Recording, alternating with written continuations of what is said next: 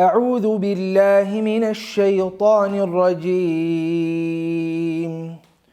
ولقد أريناه آياتنا كلها فكذب وأبى قال أجئتنا لتخرجنا من أرضنا بسحرك يا موسى فلنأتينك بسحر مثله فاجعل بيننا وبينك موعدا لا نخلفه نحن ولا أنت مكانا سواه قال موعدكم يوم الزينة وأن يحشر الناس ضحى فتولى فرعون فجمع كيده ثم أتى. بسم الله والحمد لله والصلاة والسلام على رسول الله. الحمد لله حمدا يوافي نعمه ويكافئ مزيده، وصلى الله على سيدنا محمد وعلى آله وصحبه أجمعين. اللهم علمنا ما ينفعنا وانفعنا بما علمتنا وزدنا علما يا كريم. رب اشرح لي صدري ويسر لي أمري واحلل عقدة من لساني يفقه قولي. رب زدني علما رب زدني علما رب زدني علما. اللهم لا سهل إلا ما جعلته سهلا وأنت تجعل الحزن إذا شئت سهلا. We're continuing on with the Tafsir of Surah Taha, and with the scene in which the dialogue between Musa alayhi salam, Harun alayhi salam on the one side, and Fir'aun is now at its climax or its height. Now they're really getting to the point. What should we do about this? You have a message, and your message is basically contesting my entire dominion. This is the idea that Fir'aun is taking home now. So Allah subhanahu wa ta'ala says that وَلَقَدْ أَرَيْنَاهُ آيَاتِنَا كُلَّهَا فَكَذَّبَ وَأَبَى. Allah subhanahu wa ta'ala says that we showed this man, we showed Fir'aun at the hands of Harun and Musa alayhi salam. We showed him all of our signs. Okay, what he means by that is all the signs that were given to Musa alayhi salam, so that Fir'aun and his people would then accept Islam, accept the faith, and submit to what Allah subhanahu wa ta'ala had sent to Musa of commandments, such as letting go of the Israelites, right? So there were 9 signs that Allah subhanahu wa ta'ala had given Musa alayhi salam. 2 of which Allah already discussed in the surah. One of which was the staff or the stick of Musa alayhi salam. When he threw it, it became into a snake. And the other one was when the hand of Musa alayhi salam, as he pulled it out from under his right armpit, it would become white, and then vice versa, it would become back to its normal complexion yet again, right? So those were 2 signs that Allah already discussed. And of course, Musa alayhi salam showed them to Fir'aun as well. But there were 9 signs, altogether 9 signs. So Allah subhanahu wa ta'ala says, I showed him all of these signs. وَلَقَدْ أَرَيْنَاهُ آيَاتِنَا كُلَّهَا. We showed all of our signs to Fir'aun. فَكَذَّبَ وَأَبَى. And despite that, he ended up denying the message of the messenger. And he ended up وَأَبَى, and he rejected everything, right? He rejected everything that the messenger had brought to him. قال, he said, أَجِئْتَنَا لِتُخْرِجَنَا مِنْ أَرْضِنَا بِسِحْرِكَ يَا مُوسَى. So he said to Musa alayhi salam, that have you come to us so that you may lead us out of our land with your sihr, so that you may drive us out of our dominion? I've got all of this land. وَهَذِهِ الْأَنْهَارُ تَجْرِي مِنْ تَحْتِي. These are the anhar, they flow from right below me. This is a person who is a tyrant, believes everything in his dominion is actually his ownership. He doesn't understand that in fact, in the grand scheme of Allah subhanahu wa ta'ala, he himself is even owned by Allah azza wa jal, right? This is this tyrant that Musa alayhi salam is facing. So he says, do you want to lead us out of our dominion with your sihr? Why the sihr? Because he's afraid that these signs, if people are able to get rid of it, and people are able to see them and view them, they may end up truly believing Musa alayhi salam to be the messenger, and there goes the dominion of this particular tyrant. And this particular thing, by the way, doesn't change till today. Those people who happen to be tyrants, who oppress their people regularly, who act in very unjust ways towards the people who happen to be civilians living within their lands, within the lands that they think are their lands, they're all the lands of Allah Azza wa Jal. They always have this fear that maybe there will be an uproar, an uprise, and there goes their entire mulk, entire kingdom. That's the same thing Fir'aun was afraid of.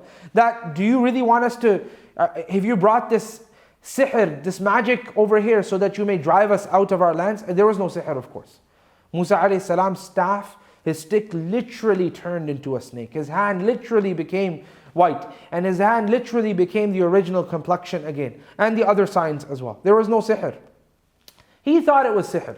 Because the people of Musa, the people of Fir'aun, the people who he used to keep under his care, if you would like to call it that, right? Those people were really advanced in terms of magic. Okay, magic was a trade that they knew really, really well, right? Every single nation had something that they used to be very good at. So the messenger would be given something that basically outdid them in whatever they happened to be good at. Musa alayhi salam was given things which appear to be magic, but magic simply makes you look, makes it appear before you that such and such thing is converted into such and such. That particular person, his body has been cut into half, or so on and so forth. Magic simply makes it appear like that. That's an appearance, it's a show. Musa alayhi salam's staff literally turned into a snake. His hand literally became white and so forth. So though Fir'aun thinks it's magic and he wants to explain it away like that, it is actually beyond magic. It is much greater than that. It is a true miracle from Allah Azza wa Jal. So this is the miracle that was given to Musa alayhi salam. These are some of the miracles that were given to Musa alayhi salam to show the inability of the sahara, of the magicians of that time, so that other people say, well, now this person is even greater, right?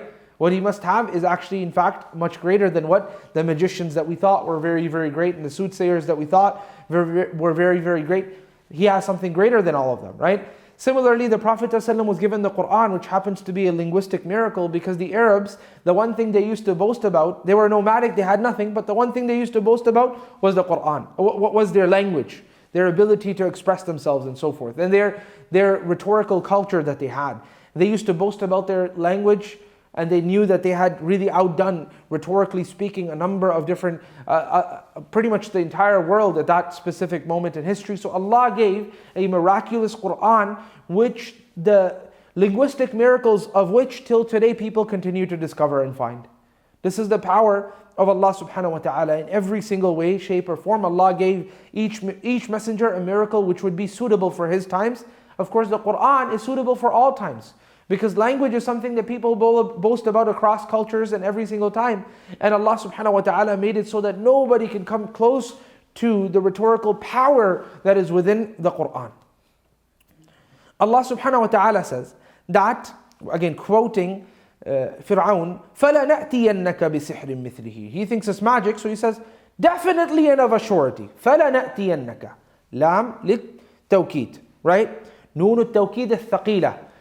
Noon of emphasis, lam of emphasis. We will surely bring to you. And noon at-tawqid al-thaqila, not just noon at-tawqid, not just noon of emphasis, noon of great emphasis. So there's three emphatic instruments over here that we will definitely and of a surety and most definitely bring to you what we're going to bring to you sihr, magic that is even greater or at least equivalent to what you have brought. بِسِحْرٍ مِثْلِهِ, a magic which happens to be equivalent to your magic.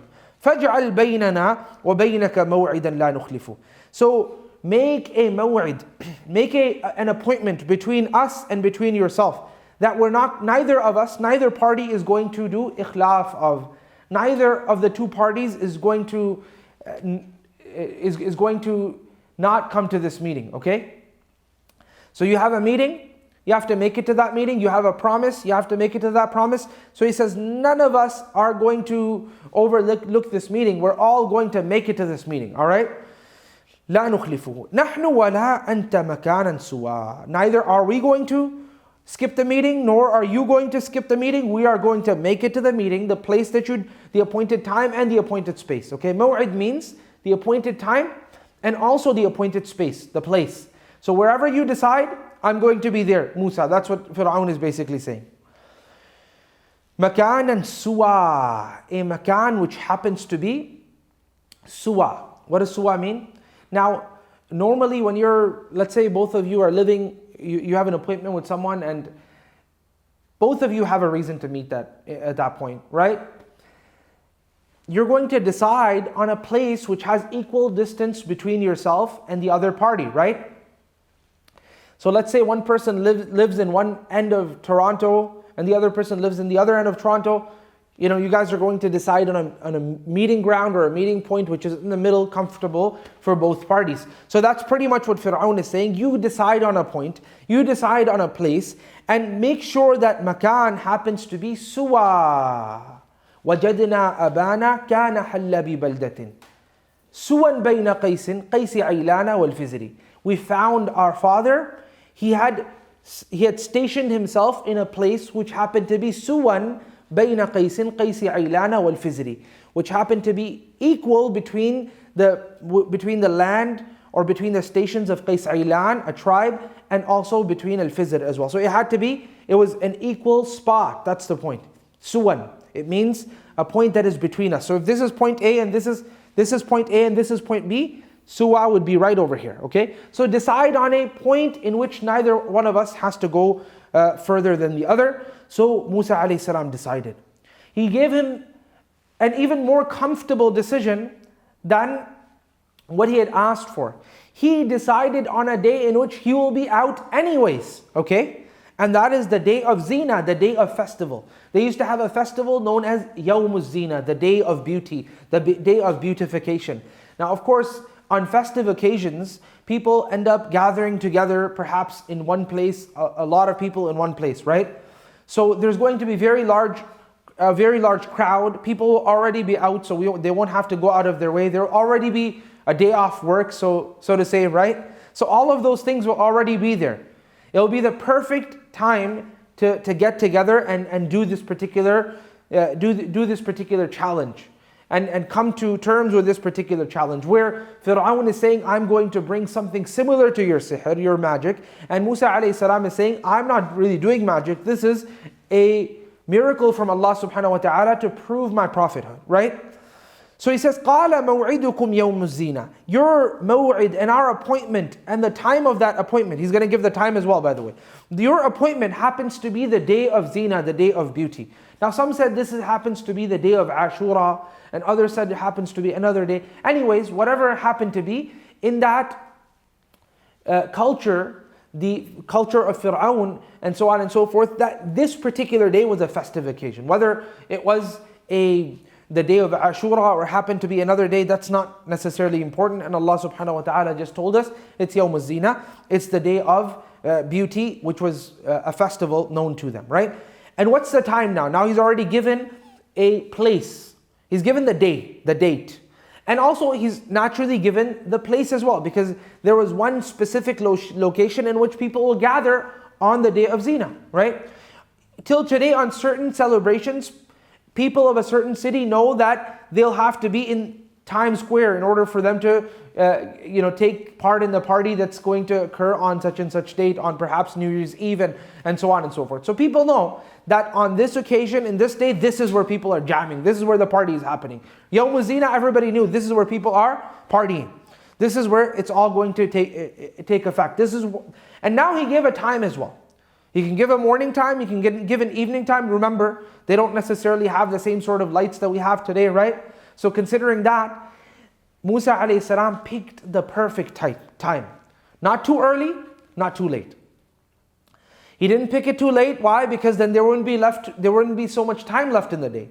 He didn't pick it too early because people would be sleeping at that time. So he said, وَأَن يُحْشَرَ النَّاسُ ضُحَى. And I'm going to give you a time for duha, which basically is after the sun rises by 15-20 odd minutes. That's what duha means. Ad-dahwa, it starts right after sunrise, whereas ad-duha starts 15-20 minutes after sunrise, which is basically shuruq time in your calendars, in your prayer calendars, right? So he gave him a time which is very easy, which is very comfortable. People have already woken up, people have already perhaps had breakfast, and they've already had ample time to arrive to the location of this contest or this competition or this challenge that Fir'aun has made to Musa alayhi salam. وَأَن يُحْشَرَ النَّاسُ ضُحَى. So that people would literally go through a hashr, which means a resurrection, a gathering, a large amount of gathering. They come at the time of duha. So that all of the other things that they may be occupied with, that's done. So Fir'aun, what does he do? فَتَوَلَّى فِرْعَوْنُ فَجَمَعَ كَيْدَهُ ثُمَّ أَتَى. So Fir'aun, that's it. He's like, okay, khalas, the challenge is done. It's made. he turned away, tawalla, he turned back, and he collected his plot, meaning he asked all of the best Sahara that he knew, all of the best magicians that he knew, asked about the town of who is it that can help him in order for him to win in this challenge, and so on and so forth. And the numbers vary. The numbers vary from 70 odd to 900,000 different magicians. A very, very large amount of people basically, right? That he gathered in order for him to try to win the challenge.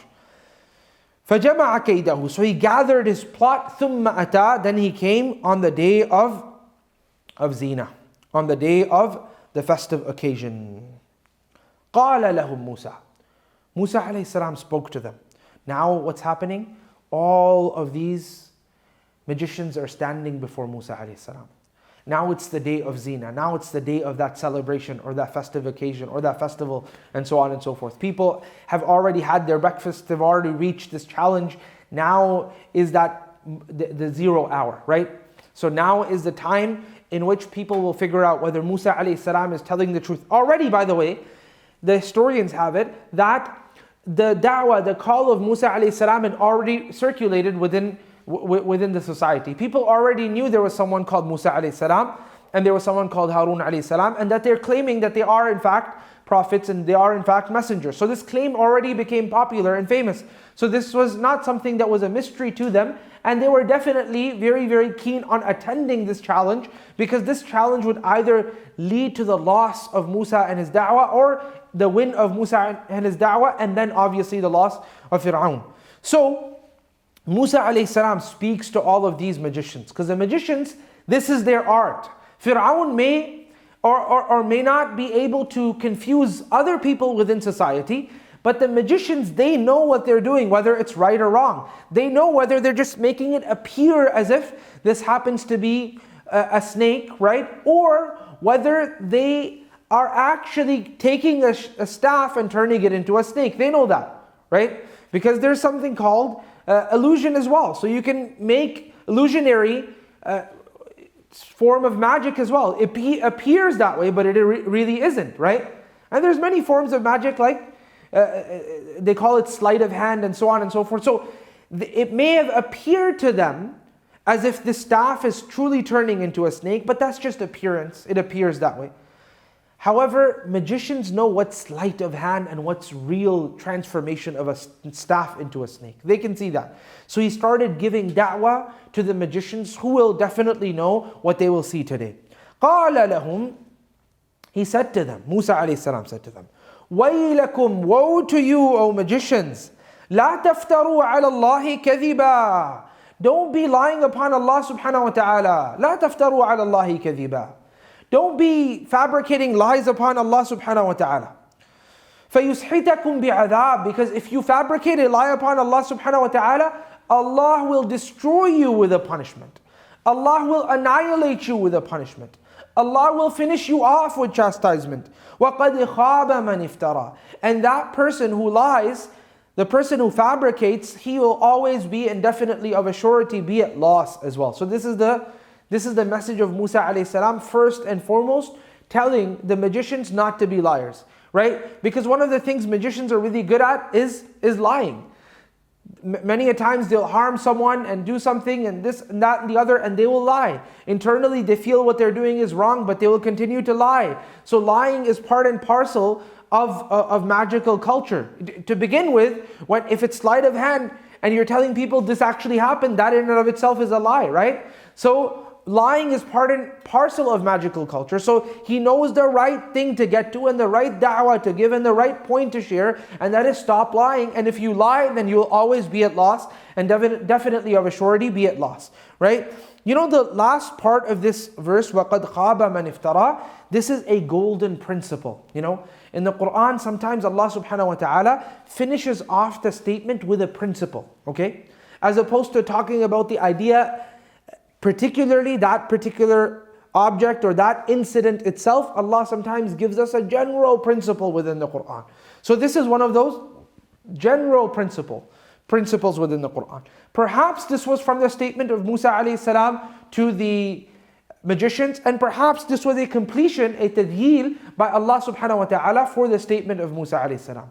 وَقَدْ خَابَ مَنِ افْتَرَى. In either case, the statement says, the person who lies, they are definitely at loss. So no matter how witty you think you are, if you're lying, in one way or another, people are going to find out that you're lying. And when they do, you will be at loss, whether you thought you won or you thought you didn't, right? You'll always be at loss. This is the principle in the Quran, right? People sometimes lie to their bosses at work. People sometimes lie to their teachers. People sometimes lie to their spouses. Eventually, Allah subhanahu wa ta'ala reveals their lies. Eventually, Allah subhanahu wa ta'ala unveils their plots. Eventually, Allah subhanahu wa ta'ala shows their realities. And they will be at loss, the people who lie and fabricate in this life, and they will be at loss in the hereafter as well. And that's why the Messenger sallallahu alaihi wasallam said, إِنَّ الصِّدْقَ يَهْدِي إِلَى الْبِرِّ وَإِنَّ الْبِرَّ يَهْدِي إِلَى الْجَنَّةِ وَلَا يَزَالُ الرَّجُلُ يَصْدُقُ حَتَّى يُكْتَبَ عِنْدَ اللَّهِ صِدِّيقًا وَلَا يَزَالُ الرَّجُلُ يَتَحَرَّى الصِّدْقَ حَتَّى يُكْتَبَ عِنْدَ اللَّهِ صِدِّيقًا. That a truthful word, a true word, it leads a person to goodness and piety. And the piety leads a person to Jannah. And if a person continues to be truthful, Allah subhanahu wa ta'ala will consider him a Siddiq, which means the extremely truthful person. And similarly, the Prophet ﷺ continued and he said, وَإِنَّ الْكَذِبَ يَهْدِي إِلَى الْفُجُورِ وَإِنَّ الْفُجُورَ يَهْدِي إِلَى النَّارِ وَلَا يَزَالُ الرَّجُلُ يَكْذِبُ حَتَّى يُكْتَبَ عِنْدَ اللَّهِ كَذَّابًا. That indeed the kadhib, the lie, it leads a person to evil acts. You know, good deeds lead you to more good deeds. Similarly, evil deeds lead you to more evil deeds. It's like a slope. When you start going down one direction, it's hard to come back up to the peak. And that's the justice. That's the peak is that area which is flat, which is basically the plane in which you want to stand, right? And now I'm talking about the peak on the side of which happens to be evil, okay? So if you go down the direction of evil, then what's going to happen? You're not going to be able to come back up very easily, right? Now, however, on the other side of the plane, on the other side of this peak, if you go down, then that is definitely good because you're going to be led to another good deed and another good deed and another good deed and so on and so forth. And all of these deeds, they will pretty much encircle you. And once they encircle you, they become like a barrier between you and evil. And that's why when you pray salah, what happens? Allah subhanahu wa ta'ala said in the Quran, إِنَّ الصَّلَاةَ تَنْهَى عَنِ الْفَحْشَاءِ وَالْمُنْكَرِ. Indeed, prayer stops a person from evil and from obscene things as well. So it acts as a barrier between you and you and evil deeds. And similarly, evil deeds act as a barrier between yourself and goodness as well. So if you fall down this direction, then you are in the evil direction. And it's going to be very hard for you to get right back up to the peak so you can start going down the right direction. If you go down this direction, then you will be preserving yourself and protecting yourself from the evils. I ask Allah subhanahu wa ta'ala to protect you and I from evil. Ameen ya Rabbil Alameen. And that's why the Messenger sallallahu alayhi wa sallam said, إِنَّ الْكَذِبَ يَهْدِي إِلَى الْفُجُورِ. Lying is going to lead you to evils. وَإِنَّ الْفُجُورَ يَهْدِي إِلَى النَّارِ. And evil deeds are going to lead you to hellfire. I ask Allah subhanahu wa ta'ala to protect you and I from hellfire. And the Prophet continued and he said, once a person lies, second time, third time, and the person continues to lie, Allah subhanahu wa ta'ala ends up writing this person in his scrolls as a kadhab, as a regular liar, right? As a person who happens to be a perpetual liar. I ask Allah subhanahu wa ta'ala to protect us. Ameen ya Rabbil Alameen. Allah continued and He said, وَقَدْ خَابَ مَنْ افْتَرَى. So this person who lies, he becomes at loss in this life and he becomes at loss in the hereafter as well. And the Prophet ﷺ said to us in a hadith, مَنْ كَذَبَ عَلَيَّ مُتَعَمِّدًا فَلْيَتَبَوَّأْ مَقْعَدَهُ مِنَ النَّارِ. Whoever lies upon me intentionally, then let him take up a place in hellfire. Let him take up an abode in hellfire. Let him secure for himself an abode in hellfire. So a liar upon Rasulullah ﷺ secures for himself a seat in hellfire. I ask Allah subhanahu wa ta'ala to protect and preserve all of us. Within this life as well, one day or another people will figure out that you're lying and that's it. That boss who you were lying to all of your life now figured it out. When he figured it out, that's the end of your job. The spouse that you've been lying to throughout your life, perhaps you lose their trust. And once the trust is lost in a relationship, that's the end of the relationship as well. فَقَدْ وَقَدْ خَابَ. So this person who lies, that's it, he's lost it. He's lost the plot. I ask Allah subhanahu wa ta'ala to protect you and I. So the message to take home here is that never to lie, because this is the golden principle, never to lie. Even if the situation happens to be bad, you don't lie. You know why? Because Allah subhanahu wa ta'ala told us in the Quran, O who you believe, fear Allah, وَقُولُوا قَوْلًا سَدِيدًا, and say the straight out word. You know, sometimes speaking straight out is very difficult. It's very difficult, why? Because you are afraid that that person happens to be in a position for him to actually affect your life negatively. But when you feel that, you have to remember that Allah is in a position to always make any negative situation positive, because Allah subhanahu wa ta'ala is the one who's controlling all affairs, even the action of the one who you may be fearing. When you speak the straight out word, Allah subhanahu wa ta'ala told us in the Quran, وَقُولُوا قَوْلًا سَدِيدًا يُصْلِحْ لَكُمْ أَعْمَالَكُمْ. Allah will reform your affairs for you. So just as truthfulness, just as lies end up leading you to destruction, to khayba, to a loss, similarly Allah subhanahu wa ta'ala taught us in the Quran that truthfulness and being straight out leads you to having your affairs reformed. People end up resorting to lies because they think through the lie they'll be able to fix the situation. Allah subhanahu wa ta'ala said, no, through the lies you'll mess the situation up further. Through truthfulness you'll be able to fix the situation. Even if you think through your finite vision of the world that if I tell the truth things will go wrong, Allah subhanahu wa ta'ala is telling you, no, if you tell the truth things will go right. They will be in your favor. And even if they don't happen to be, Allah subhanahu wa ta'ala will, if He places you through a test, He will reward you greatly, and Allah subhanahu wa ta'ala will fix up your situation as well. وَقُولُوا قَوْلًا سَدِيدًا يُصْلِحْ لَكُمْ أَعْمَالَكُمْ. Allah will reform your affairs for you. وَيَغْفِرْ لَكُمْ ذُنُوبَكُمْ. And also Allah subhanahu wa ta'ala will forgive your sins for you. I ask Allah subhanahu wa ta'ala to reform our affairs and forgive our sins. جزاكم الله خيرا for listening. وصلى الله على سيدنا محمد وعلى آله وصحبه أجمعين.